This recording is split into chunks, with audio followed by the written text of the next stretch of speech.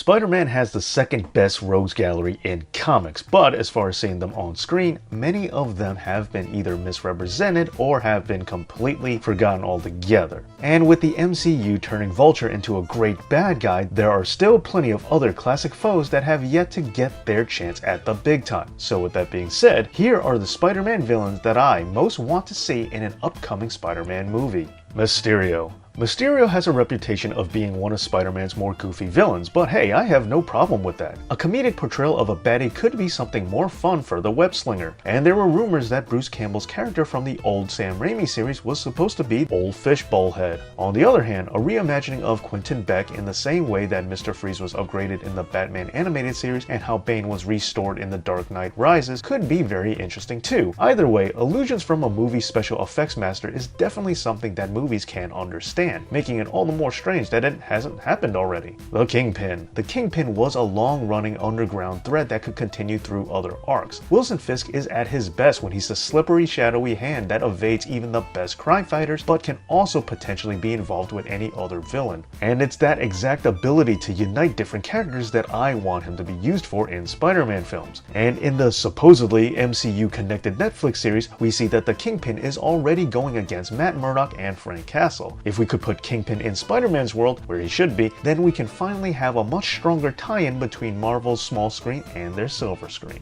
Black Cat. Felicia Hardy has been close to appearing in Spider-Man films before, and there are plans for her to have a film with Silver Sable. However, Black Cat should definitely have been involved with Spidey by now in film. Their dynamic together and the complexity of their relationship is movie gold. Haven't we all had enough of the simple formula where Peter Parker likes some dream girl only to have her inexplicably begin to like him back? With Felicia being on the other side of the law and with her only knowing the webhead as Spider-Man, at least this is a different spin on the whole will they won't they angle, and it's one that we haven't seen over and over again already. Kraven. For every Spider-Man reboot, Kraven is the go-to villain for me. While Vulture and Lizard were fine picks, I feel that if Spider-Man were to have a Ra's al Ghul for his version of Batman Begins, Kraven would definitely be it. Similar to how Kraven was used in the Amazing Spider-Man 2 video game, yes, I own it, and yes, just like Spider-Man 3, the game was much better than the movie. Kraven can work as both a mentor and a villain. Also, Kraven isn't just another scientist gone mad, like most of Spidey villains. He's actually a very different kind of Spider-Man bad guy. And with us being far removed from the Cold War, an ex-KGB operative who has been roaming around like a Ronin looking for the perfect challenge would be a great story to tell.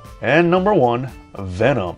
My favorite Spider-Man villain of all time, I want Venom to finally be done right on the big screen. He deserves so much better than Topher Grace and his horribly forced existence in Spider-Man 3. And yes, Tom Hardy's film might be very good, but I am still a bit apprehensive. With it not being clear whether or not Venom will actually be a part of the MCU or not, and with yet another actor that we've already seen in a comic book role, I do have my fair share of issues with this film. I want a Venom whose origin directly ties with Spider-Man, especially since the Venom origin is such a personal story to begin with between these two characters. Also, I want some fresh faces in my comic book films. With all the actors out there, why do we get the same ones over and over again in everything? Tom Hardy is a great actor and all, but he isn't dreamcasting. Giving him the role of Venom is definitely not something that's mandatory. Venom is arguably Spider-Man's best villain, and it's time that he gets treated like it.